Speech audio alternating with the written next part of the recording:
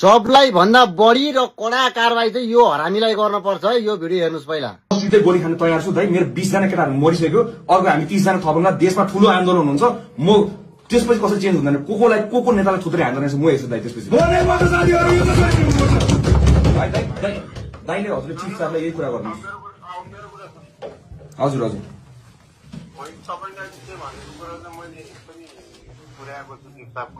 हजुर उहाँले चेतावनी दिइराख्नु भएको छ भनेर भनेको छु। त्यो तपाईँले अब सुशीला म्यामले चाहिँ उहाँसँग कुरा गर्ने सब मिल्छ सँगै जस्तो भयो जस्तो लाग्छ मलाई। होइन सुशीला म्याम अघि भर्खर मैले सुशीला म्यामलाई चिफ सरलाई फोन गर्न लाएँ होइन। मैले चिफ सर फोनमा हुँदाखेरि मैले भनिसकेको छु, त्यतिखेर नि मैले चेतावनी दिइसकेको छु। सुशीला म्यामलाई पनि चेतावनी दिएको छु, मैले चिफ सरलाई पनि चेतावनी दिएको छु दाइ। कङ्ग्रेचुलेसन गाइज है सबैजनालाई। नेपाल सरकार ढलिसकेको छ। The youth has won the protest, won over the country, the future is ours. हामीले गरेर सबैजना मिलेर हामीले गरेर हामीले सक्यौँ होइन। I really want to thank every one of you होइन। We are still safe here and will be moving towards अब सिंहदरबार, अब माइतीघर। ल हेर्नुहोस्, यहाँनिर सब हामीले गरेर सक्यो भनेको छ नि यसले होइन।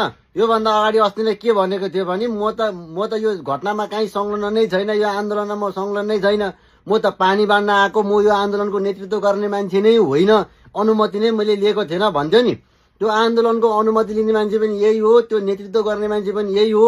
यत्रो देश जल्नुमा, त्यत्रो मान्छे मर्नुमा होइन, घाइते हुनुमा, त्यत्रो घरहरू जल्नुमा, मान्छेको निजी सम्पत्तिदेखि लिएर सरकारी सम्पत्तिदेखि लिएर पुलिस कुट्ने मार्ने सब यो आन्दोलनको भूमिका चाहिँ होइन यसैले गरेको छ। सबभन्दा बढी कारबाही चाहिँ यसलाई हुनुपर्छ है। भिडियो सक्दो सेयर गर्नु है।